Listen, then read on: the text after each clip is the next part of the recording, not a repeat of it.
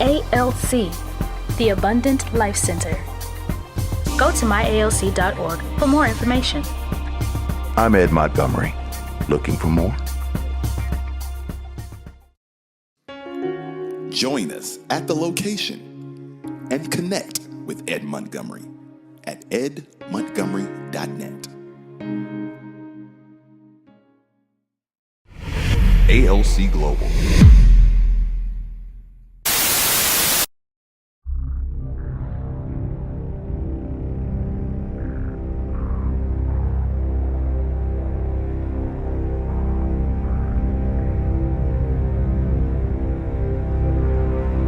Ladies and gentlemen, the founder and director of Abundant Life Center for Dynamic Living, Abundant Life Cathedral, Ed Montgomery.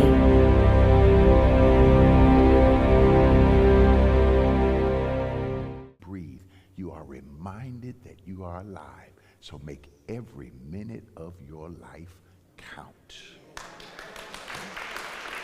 You can be seated in the presence of God.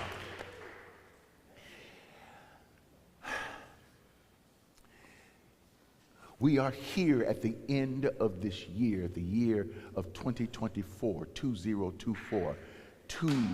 And you made it, got this far. Hey, that's what you thank God for. At least I got this. I might not make it till 31st, but at least I got this far. But that's what you're glad of.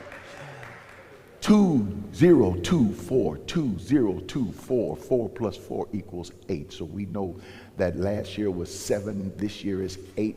Last year was the year of closure, the year of shutting things down, the year of completion. This year, 2024 is an 8, so that number is the year of the beginning of new beginnings. Don't get so messed up in the demarcation of the year that you miss what God is about to do in your life and what He is doing in your life. We say, okay, after the New Year's, and I'm in the 2025, or before that, I'm on the 2024. No, things bleed over into the next years. Numbers bleed over. Some of us can still be carrying 2023, where some of us are still carrying 2023. Some of us still have old loves back from 2023 that we have not let go of, and so we still loving somebody in 2023. So these things carry over. So, but you must remember what these numbers are. Now we're moving into a new year, which is 2025. We'll talk about that, of course, in the weeks to come. But this is a month. This is the first Sunday of December, this first Sunday in the month of December. It is also the 1st of December, am I right? Okay, so we know we got 12 and 1. So we got 12, 1, 2, that's 3 plus 1 is 4. You take 4 plus 2 is 6, 7, 8, 9, 10, 11, 12. 12 is the number of a people. 12 is the number of, we call it community. 12 is the number of the power of the community. 12 is a number of the body of Christ, or it is the fulfillment, the body of Christ. Well, that's the church. Well, as people are defining things, we have to be very careful because other people are defining things for us. We are going around talking about I'm woke. We as a people are not woke. We are awake. Okay? To those folk who keep talking about woke, woke means to them not enlightenment. Woke means that you are a socialist, because not that they are spirits or who they are. They are. I never like to call anybody ignorant. I don't like to call them bad. I don't like to call them assets. I'd rather call them jerk, but I don't like to call them that because I never like to call people names that speak of their nature. I don't like to say that a person is a liar other than the fact that that person lied, Or that person lied about this, that person lied about that, that person lies more than they tell the truth, that person lies 99.9% of the time. So I'd rather say it that way than to say that person is a liar until they show themselves. Anyway, there's one that is a liar, and that is the devil. The devil is a liar. And has been a liar from the very beginning. Jesus said that the devil is a liar. And not only is he a liar, but the devil is the father of lies. So, I have a tendency to be not generous in that point, but to understand that people can shift. People can change. People have the ability to become something else. The business that I'm in, I'm able to do that. So be careful what we call people. Now, what I'm about to say now has nothing to do with a message. It has nothing to do with my particular notes or the organization of my particular points that are going on in my head right now, the way I have to do it. But it is something that I heard a lot of last week and the week before last. And I've heard it all of my life. And I've heard people never say anything about it except when they're alone with each other or preachers who are alone. Let me say this to you, and I can say this. From this point on, get mad at me, it doesn't matter. Because at this age, I just say I don't remember saying it to you. Stop calling your preachers pimps and start correcting your friends and stop being silent. Well, all them preachers, they all just a bunch of pimps. And here's what got to me. It doesn't get to me because what it is, those are people who are showing ignorance. They have no concept of spiritual things. Nobody in this world is perfect. However, pimp, no other race of spiritual church people call their preachers pimps but one. Now, you may have heard some, but overall, whenever you hear that term, it goes back to flashy clothes, a Cadillac car, which everybody would like to have.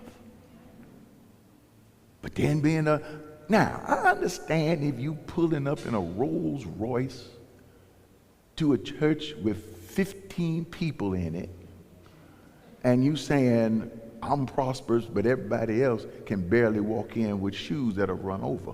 That's the thing. That's not pimp, that's ignorance. And it's ignorance on both parts here. So what you have to do is bring about enlightenment of things. Sooner or later, people are going to learn to learn what they're listening to. All these things are being exposed about people and churches and preachers, things that are not new because church folk have been whispering about them for decades. But be careful. Why should we? Just telling the truth.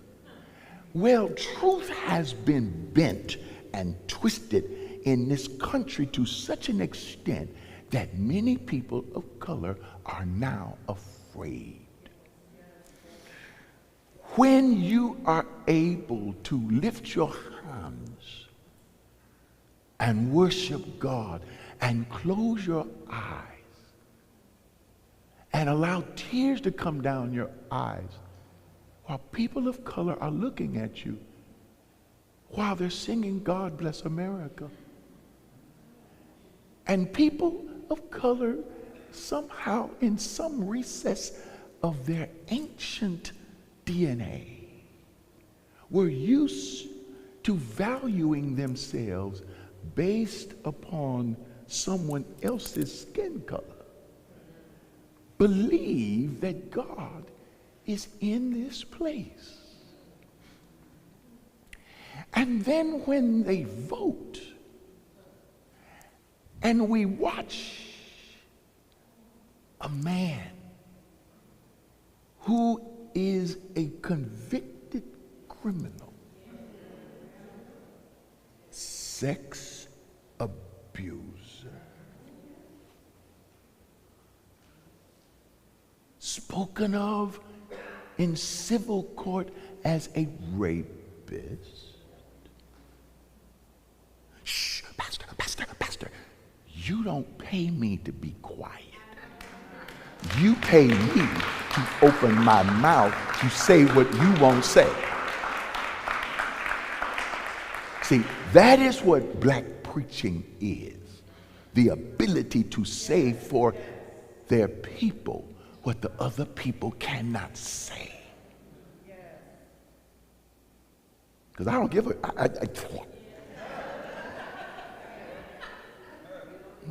Okay, I know. But then turn around and a jury walks in, and because of the history of this country and the law and everything, and to do what they feel is their job as Americans, they just expose themselves, their faces and their pictures to the public and vote a man guilty. Not thinking that this man would ever see the light of day again, whatever. And then all of a sudden, a large swath of this country votes this man as president. Not indicted, but indicted and convicted by a jury. And the gavel comes down from the judge that says guilty. And then he continues on to run for president of the United States, wins the presidency because a large swath of America is ignorant. Listen to me. Anybody that believes, well, it's the border and the economy. And any person of color that says to me, border and the economy, they drag your behind over here. You ain't got no border. And number two, you ain't got no economy. Oh, you might have made a little money around here. And maybe, oh yeah, we'll get tax breaks. This ain't about tax breaks. It's about taking money up to the top, convicted by a jury, and then the judge says guilty, and then the judge says we're going to set the verdict aside till after the election. And now after the election, do you know what these people are saying? That we're going to get rid of it. He's a sitting president. All of it now is washed away in the blood of Jesus.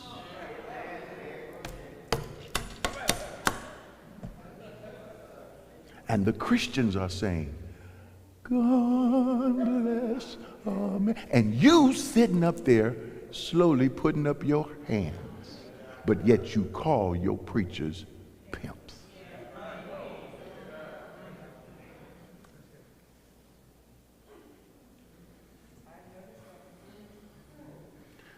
I was in a grocery store. I debated about whether to tell you this story, but I was going to try to cloak it in a parable as Jesus would tell it.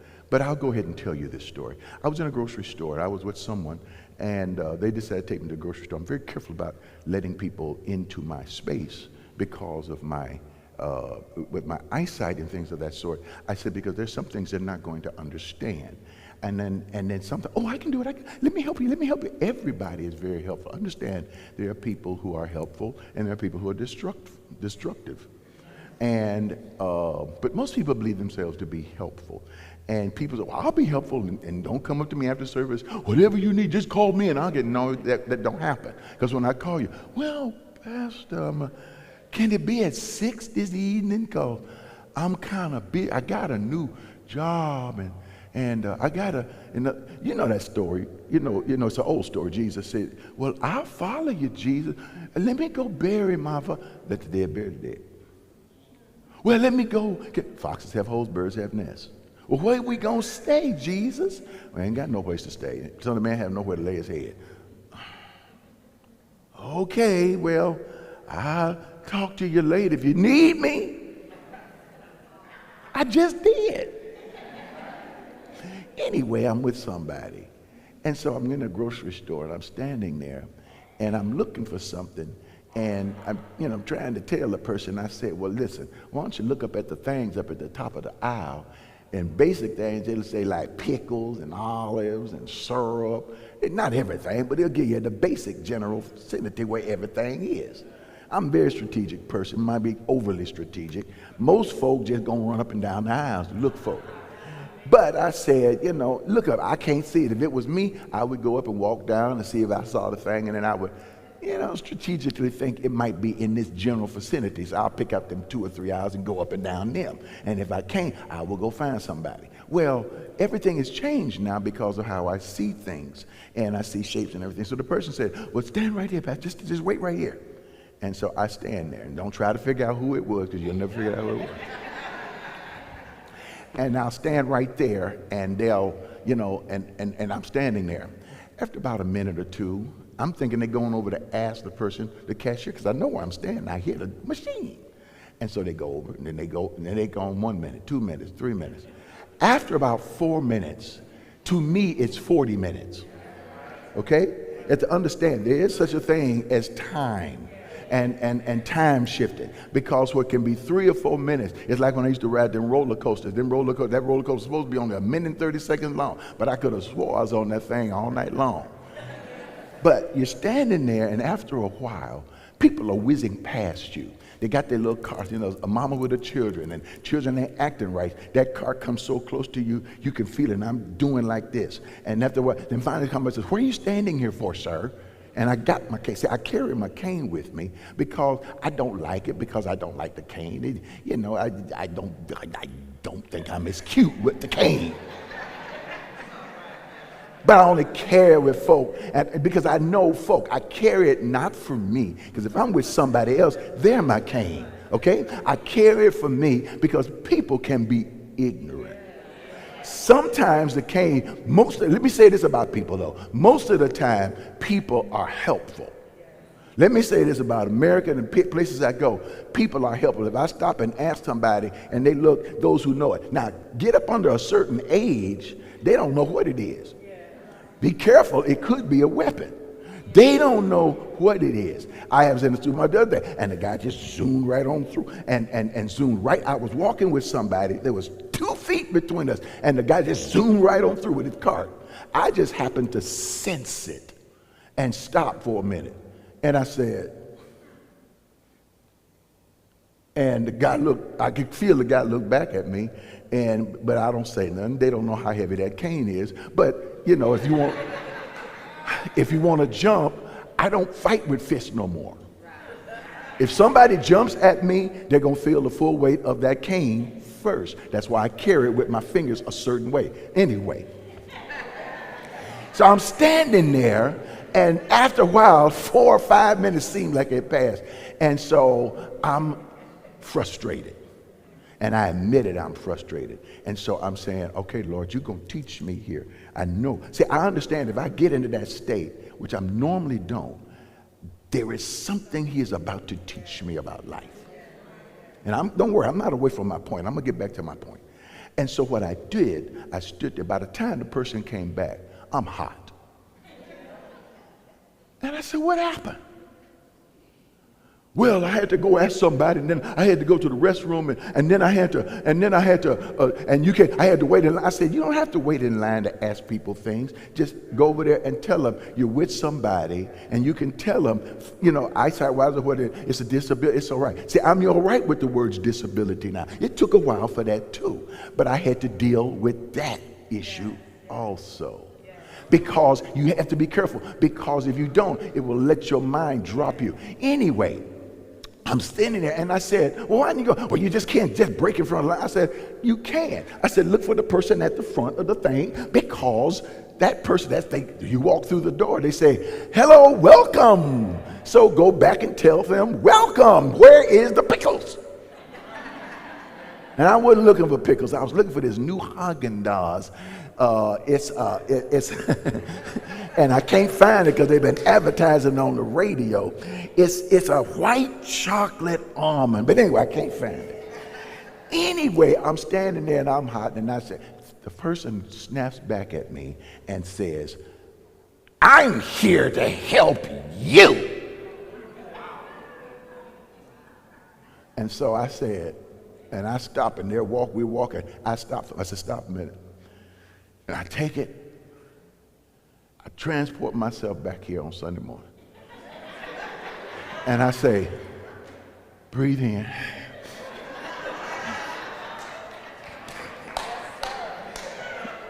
I'm about to kick somebody, but I'm about to fire this person. And see, I don't care. If I have to fire you, get rid of you, tell you to go home, go see somebody else, go ahead. Well, how you gonna get back? I will sleep in the street and drink what? Muddy water. If I have to, I'll get back home somehow. I have a big God. Okay? And I have a long phone list. And I have members of my church I can call. They'll come get me. So, okay? And if I can't find it on my phone list, I'll call the church database and I'll go right through the list. Somebody gonna come get me. So, anyway, so I'm standing there and I said, I breathe and I finally just go on about my business. And I tell the person, I said, you know what?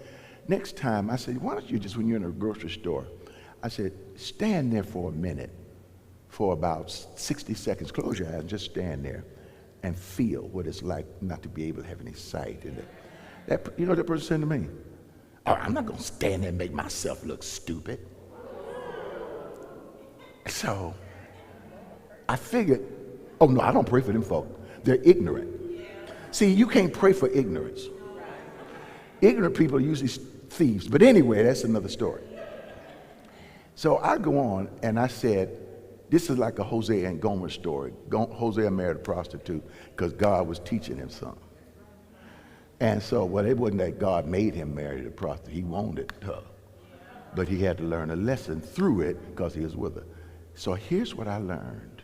Watch this. I said, this is called eyesight privilege.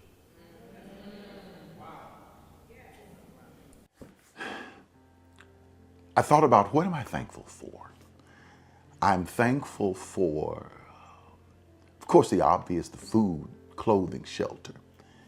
But I'm also thankful for the ability to be able to take a breath.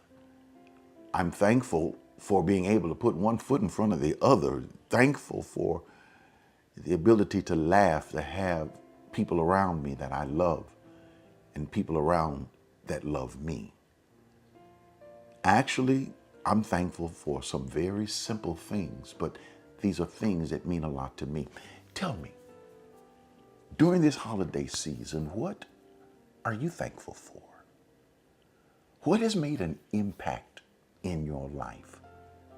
What has caused you to think? What has caused you moments to where you say, you know what? I feel so blessed by God.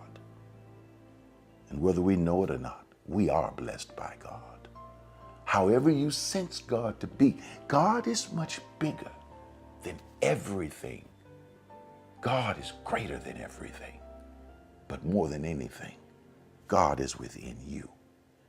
So every breath you take, remember how thankful you are to God during this holiday season. Regardless of what you have in your pocket, it's what you're blessed with. And that blessing is what we feel. Take a moment and show that gratitude. Help us to be able to remind people of this same gratitude all over the country, all over the world. Yes, we reach England. We reach South America. We reach all of the nation, all the states of the nation. Please make sure you do it. Take a moment. Look at your text to give. 713-742-2035. Look at the numbers on your screen. Or go right now to myalc.org. That's myalc.org. And make your holiday gift. Make your Thanksgiving gift. Make your Christmas gift.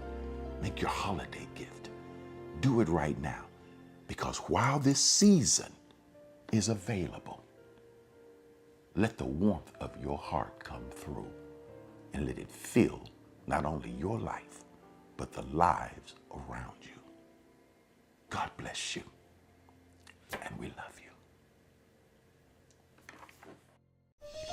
You know, I think we don't see things that are happening with us in our lives. And I was talking to a few people and I said, you know, what are those things? What bothers you? And what are some of the things that we are afraid of? And sometimes what we're angry about, we're afraid of. What are we angry about? What are we afraid of? We're afraid of becoming unhealthy. We're afraid of getting something that we can't get out of.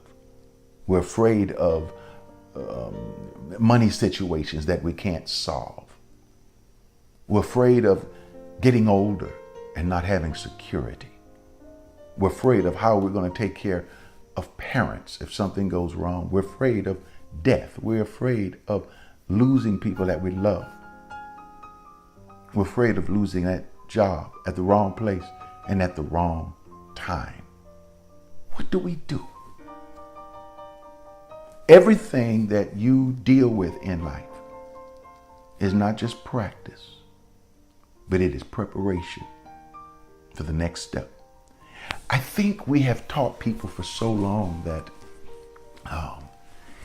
that real faith is about avoiding storms, about being able to speak wonderful words and make storms disappear. But Jesus, who is one of the greatest teachers ever, didn't always speak to storms to make them go away. Sometimes Jesus walked through them and ignored them. Sometimes you don't just try to make them leave. You learn to ignore them and walk through them.